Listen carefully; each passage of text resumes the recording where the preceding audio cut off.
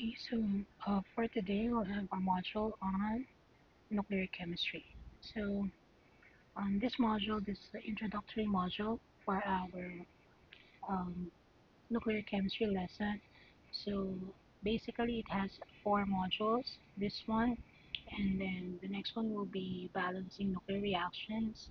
We also have a module on nuclear fission and fusion, and of course we have one for binding energy. So for us to fully understand in the easiest way possible, we have divided the modules into four parts. So let's start first with nuclear chemistry. So nuclear chemistry is actually the study of the structure of atomic nuclei and the changes they undergo. So unlike our previous lessons in chemistry wherein we were focused on the chemicals, the elements, the compounds, the reactions, this time we'll go inside the atom. So we'll be talking about or analyzing at least study the nucleus of the atom and what changes it undergoes. So since of course we would study the reaction. So what is a nuclear reaction? A nuclear reaction results from the changes taking place within the atomic nuclei. So anything that is happening inside the nucleus of the atom, it's called a nuclear reaction.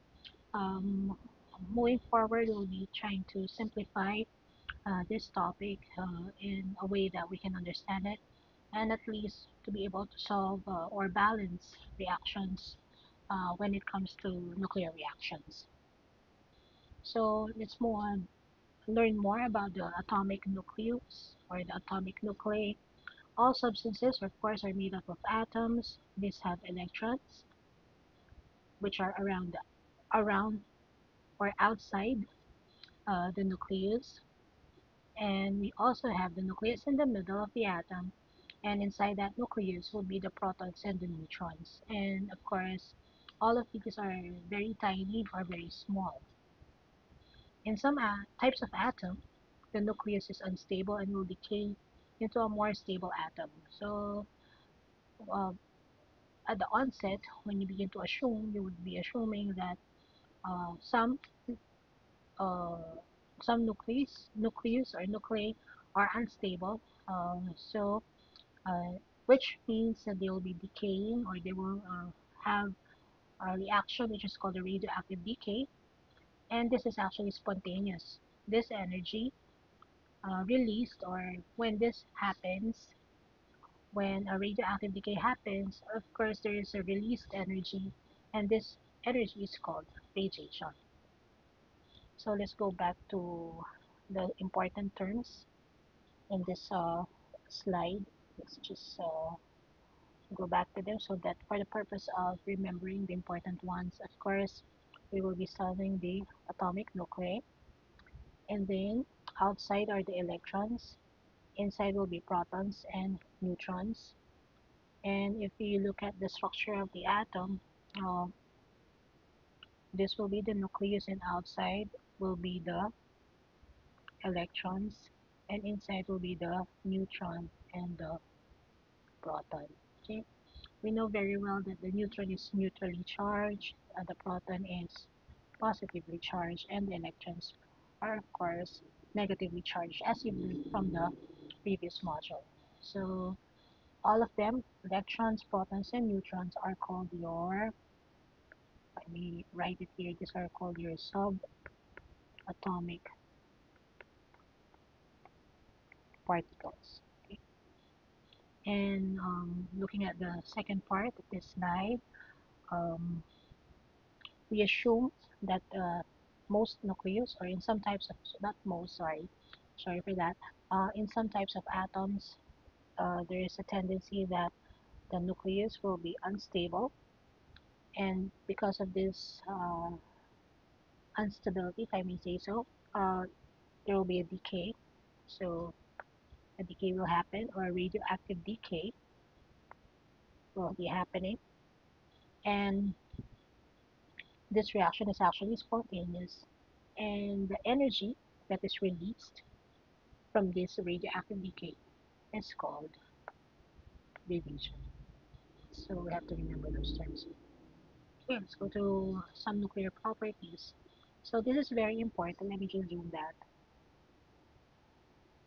The symbol of the atomic nucleus is actually very similar to your usual chemical symbol, the ones you find in your periodic table. I prepared a periodic table here, which we'll be using later on. So let's just see first. So usually we'll be following this, okay, this format, wherein X will be the chemical element symbol, which you would get from your periodic table. And then there are two important parts actually, which is very important when you go to your nuclear reactions. That will be A and Z. A will be the mass number, and Z will be the atomic number. And N there is actually the neutron number, which we don't really use or we don't really see when it comes to nuclear reactions. But since it's there, so let's just take note of it. But what's important will be A and Z. So A is the mass number, and then of course Z is the atomic number.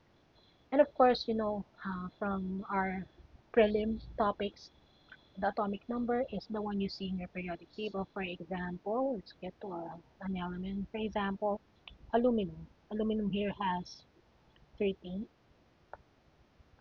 That is your atomic number. What you see in your periodic table, what's easily identifiable, would be the atomic number. So usually these are the ones, the higher numbers are the ones we will be using for nuclear chemistry. Very common will be uranium, 92. We have neptunium, 93. We have plutonium, etc. So these are not the common ones that uh, we saw previously during our redox discussion. So this is entirely different. We'll be using the higher numbered elements in the periodic table. And then what else is here? So okay, so each nuclear species with a given Z and A is called a nuclide. So if you want to term them properly, these are called nuclide. Z characterizes a chemical element, like what I've said. For you to be able to identify the chemical element in the periodic table, you will be referring to its atomic number. The dependence of the chemical properties on N is negligible. And of course, there are terms like isotones and isobars. There are isotones and isobars. Nuclides with the same neutron number. Okay, say same neutron number. These are called, sorry, they're isotones. And when they have the same mass number, same mass number, they're called isobars. And in summary, you just want to differentiate the different subatomic particles. Again, the proton, the neutron, and the electron are your subatomic particles. This is a table that identifies their characteristics. So usually a proton is given by the symbol P, neutron N, electron E, and then they have the rest energy. If you can see from this table, the proton and the neutron actually behave similarly, even down to the masses. They're very similar. They're heavier actually than the electron since they are lodged in the nucleus. They stay there. They're not drifting or they're not on the orbital. What's on the orbital will be the electron. So it has the lightest mass. So you can see here, so energy-wise, this have higher energy, the proton and the neutron. For masses, they're actually heavier. And then you can see that the electron is very light. It's 0.00 times 10 to the negative 4. And then we don't usually take note of this, but it's there, so you might as well uh, go to check it out. And then when you talk about atomic masses, these are usually denoted by the symbol U, and 1U is equal to this. So this is a very important conversion factor that you might want to remember. Okay, that's 1.6605 times 10 to the negative 27 kilogram, or this is equal to 931.49 mega. That's mega electron volt per coulomb square. So it says here both neutrons and protons, collectively called nucleons, are constructed of other particles called quarks. So it's just something that we want to add. But what's important in this slide will be to understand what the atomic masses are and how to differentiate the different subatomic particles. Okay, very specific. Proton, neutron are inside the nucleus. They're quite heavier. They're heavier than the electron, but they're not really heavy. Okay, I'm just saying, comparing it to an electron, since the electron is on the orbital outside the nucleus, it's actually light, since it actually can transfer from one atom to another. Then we also have another term that we might be encountering in the future, which is radioactivity. Um, this was briefly discussed a while ago. So when there is an unstable nucleus and it undergoes decay and it emits radiation, that is actually called radioactivity. That's why this study of chemistry is not so, it's not, you can't do the experiments inside the labs, okay?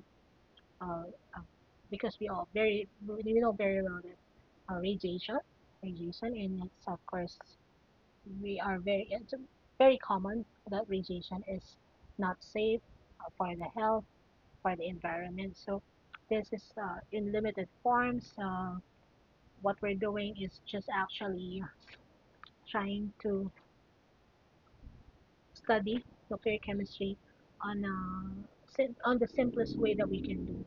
Just I guess in brief, we'll be studying only the decays, the emissions, okay, not really apply it inside the laboratory, since we don't have the equipment for it.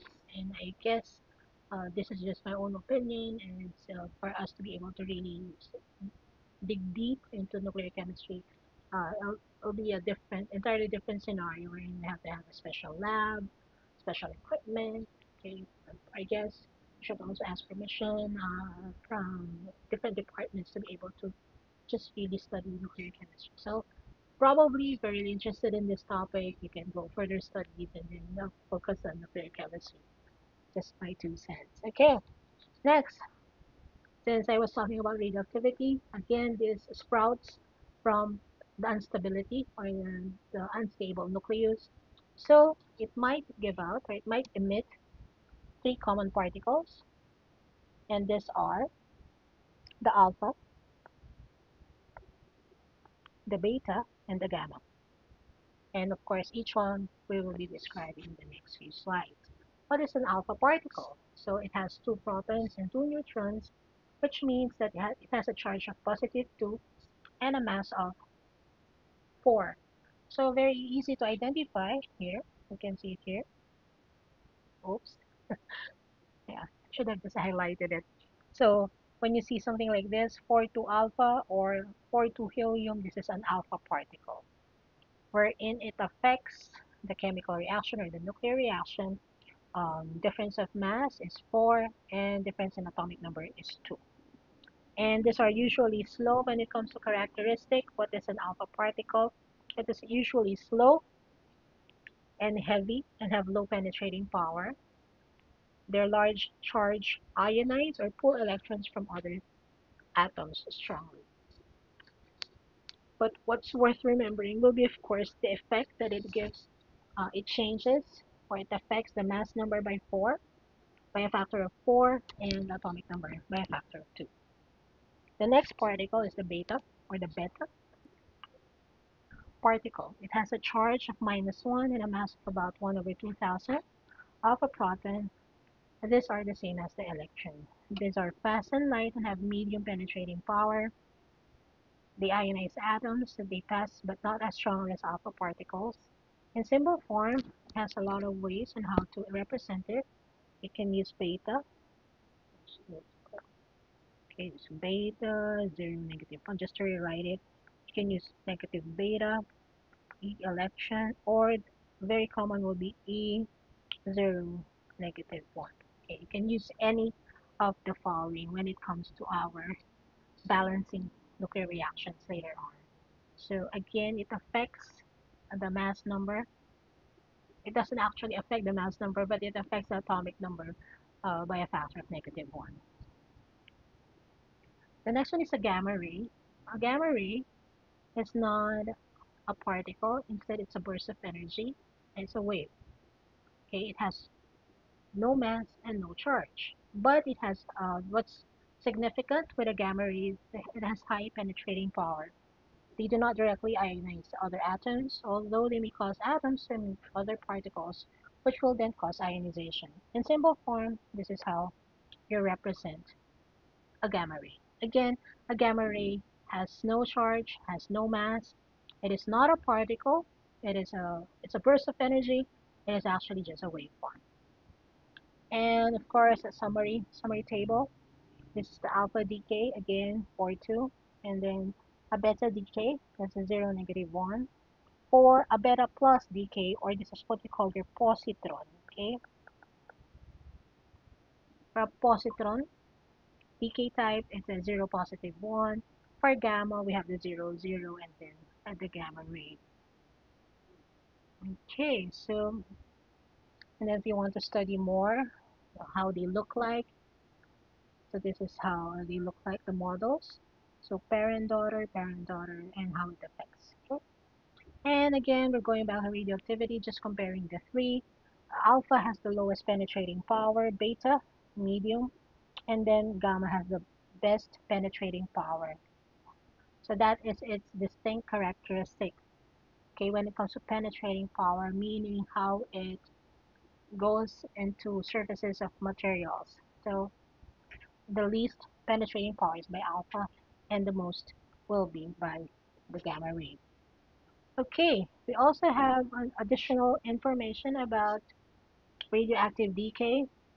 So the nucleus undergoes decomposition to form different nucleus. Of course, when it decomposes, it might form other nucleus.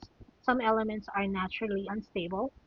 They tend to undergo alpha decay or beta decay to become more stable. That will be the importance of alpha and beta when it comes to uh, stability and the effect they have on nuclear reactions. So they may take several steps in order to achieve this. Thus, we observe decay chains, also known as series decay for most radioactive elements. For example, the most common nuclear element, which is uranium, uranium-238, actually needs 14 steps of alpha and beta decay to become completely stable. Again, to stabilize the nucleus, we need to use the alpha or beta emissions. Okay, that is their effect when it comes to the reactions. And for stability, if we want to talk about radioactive stability, first, you can say that nuclides are stable when they have 83 or less. Okay, because 84 or more protons are unstable. So take note of that. Meaning 83 and below, the nuclides are stable. Light nuclides are stable when Z equals A minus Z, which means that the neutron to proton ratio is -1. For heavier elements, the neutron proton ratio required for stability is greater than 1 and increases with Z. But again, when I guess what we can conclude for light nuclides will be 83 or less, and then higher than 84 will be the heavier elements, and you have to have increasing Z, which is the atomic number to make it more stable. But uh, just if you come across nuclear stability, when you begin to compare neutron to proton ratio, as long as it's nearing 1, it's more stable. The farther it is to a ratio of 1, it makes it more unstable. Also, for radioactive stability, certain combinations of protons and neutrons seem to confer special stability. Even numbers, okay, remember that even numbers of protons and neutrons are more often stable than those with odd numbers. Certain specific numbers of protons or neutrons produce especially stable nuclides. Examples are 2A, 20, 28. And if you can notice that these are all even numbered. So that's why even numbered or even number of protons and neutrons are actually more stable than those with odd numbers.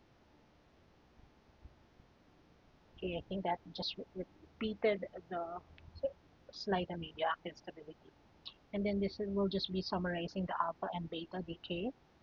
So I guess this is just to nearing the wrap up. I'll be already introducing nuclear equations here, and then the next module will be how to balance, just a short video on how to balance nuclear equations.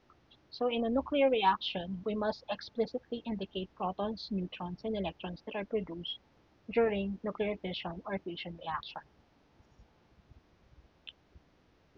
And what are the considerations?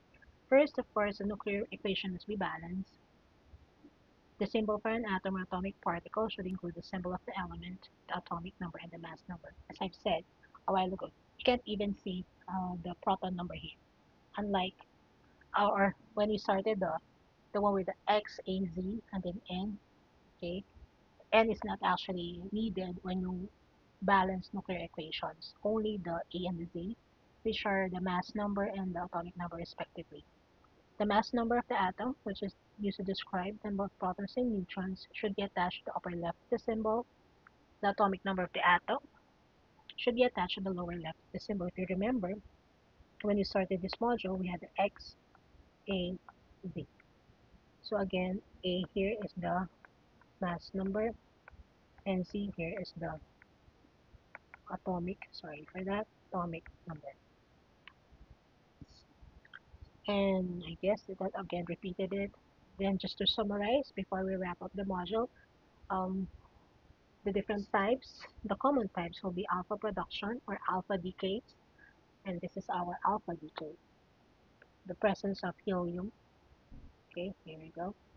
Next, for beta production, that will be the presence of the electron or the beta particle. For gamma ray, no change. And for positron, it's actually the opposite of your beta decay. Okay, we'll have more of this on the next video. So hopefully this introduced the topic on nuclear chemistry, and afterwards there will be a short exercise, of course, that will be posted in your campus account. So thank you, and